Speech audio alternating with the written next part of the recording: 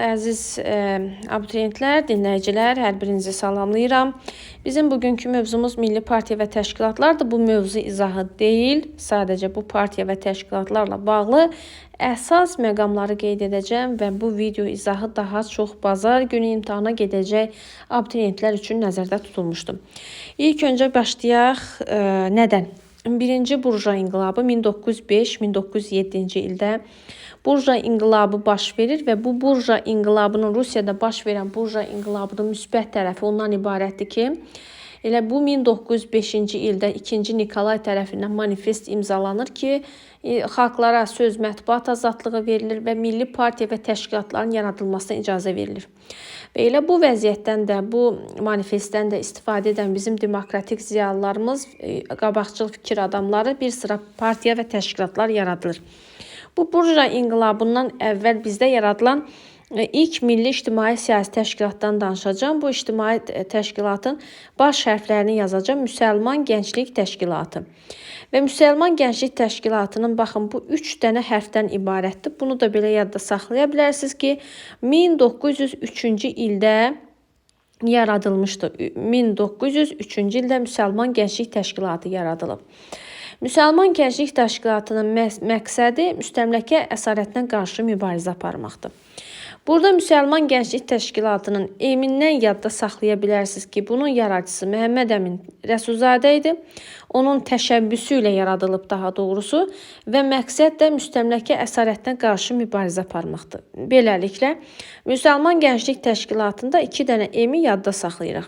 Müstəmləkə əsarətinə qarşı mübarizədir və Məhəmməd Əmin Rəsulzadənin təşəbbüsü ilə yaradılmışdır. Bu məqama diqqət yetirdiksə, indi keçirik növbəti məqama. Birinci Burja inqilabına qədər yaradılan digər təşkilat Hümmət Təşkilatıdır. Hümmət Təşkilatı 1904-cü ildə yaradılmışdır. Bunların da yaradıcısı Mövsimov və Məhəmməd Əmin Rəsulzadə idi. Hümmət Təşkilatının əsas işi fəhlə sözünü yadda saxlayın, fəhlələr arasında siyasi iş aparmaq idi. Sonradan Hümmət Təşkilatı Bolşevik təsirinə düşdüyü üçün Rəsulzadə bu təşkilatdan uzaqlaşmışdı. Deməli, burada nə yadda saxladıq? Müsəlman Gənclik Təşkilatında 3 dənə sözün baş hərfləri 3 dənə oldu. 1903-ü buradan yadda saxlayırıq. Məhəmməd Əmindən yadda saxlayırıq. Məhəmməd Əmin Rəsulzadənin təşəbbüsü və digər emdə müstəmləkə əsarətinə qarşı mübarizə aparması oldu. Hümmət nə vaxt yarandı? 1904-cü ildə. Və beləliklə bu hissəni silirik və keçirik növbəti hissəyə. Növbəti hissədə bu hissə bizə o qədər çox düşmür. Hümmət Təşkilatının indiyə kimi daha çox düşübdür ili. İli də oldu 1904-də. Bir də var Müsəlmanlıq Partiyası. Artıq başlayırıq partiyalara. Müsəlmanlıq Partiyası adından da məlumdur. Müsəlmanlıq. Adından da məlumdur nədir? Dini zəmində birləşmənin tərəfdarı idi və yaxud da bu Rusiyada 1905-ci ildə ziyalılar tərəfindən yaradılıb. Bunlar dini zəmində birliyin tərəfdarı olmuşdular. İndi gəlirik bizim ilk milli partiyamıza. Bəli, indi gəlirik ən çox bizə qəbula düşüb, bunu qırmızı hərflərlə yazaq, qəbula düşüb, difa ilə qeyrət. Difai və qeyrət ən çox qəbula düşən suallar içərisində olmuşdur. İndi başlayırıq bizim ilk milli partiyamız. İlk milli partiyamız yaranıb ilk öncə harda? Gəncə şəhərində yaranıb. Qeyrət Partiyası. Qeyrət Partiyası bizim ilk milli partiyamızdır. Bunu unutmuruq. 1905-ci ildə yaranıb. Harda yaranıb dedik? Gəncə şəhərində yaranmışdı. Qeyrət Partiyasının əsas istəyi nədir?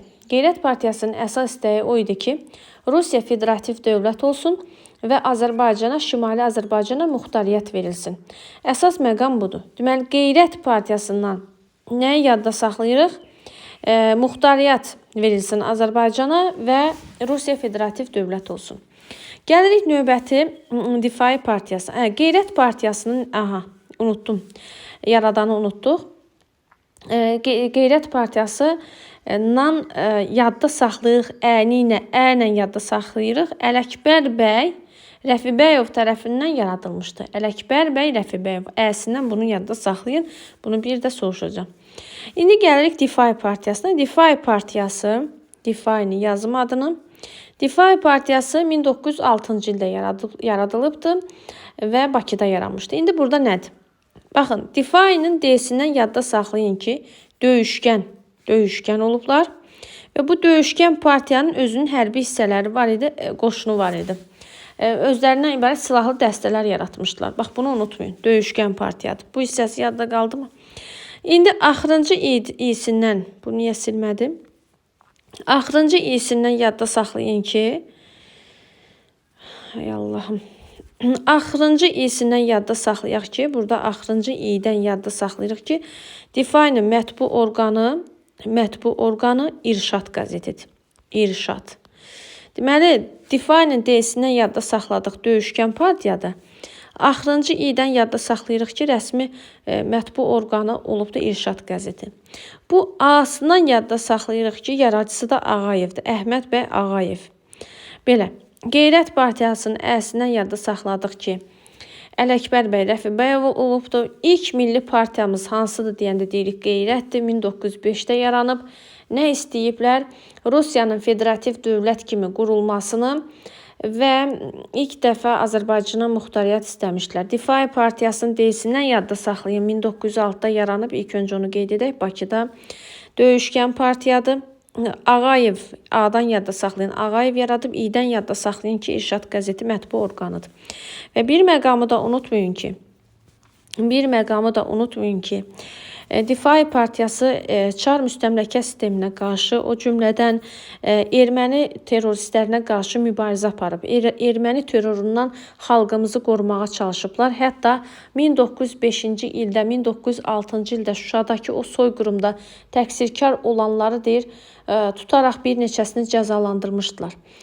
Və burada bir məqam da diqqətdə saxlayaq ki, Difai partiyasının yenə yazaq, Difainin A-sından nəyi yadda saxladıq? Ağayev yaradıb. Ağayev. Bir də aqrar məsələni A-sından yadda saxlayın. Aqrar məsələdə deyirdi ki, mülkədar torpaqlarının əvəzsiz olaraq kəndlərə verilməsi, paylanması nəzərdə tutulurdu. Baxın, bu məqamı da yadda saxlayın. Difainin A-sından Ağayev və aqrar məsələnin ortaya qoyulması və yaxud da ki, aqrar məsələnin həll edilməsinə çalışıblar. Oldu mu?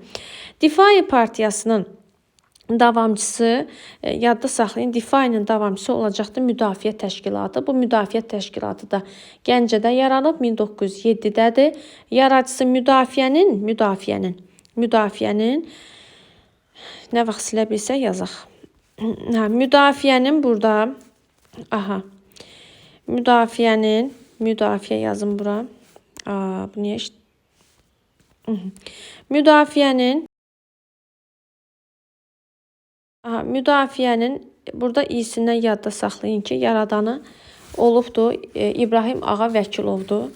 Və emindən yadda saxlayın ki, bunlar da difai kimi müstəmləkə sisteminə qarşı mübarizə aparıblar. O cümlədən ermənilərə qarşı mübarizə aparıblar.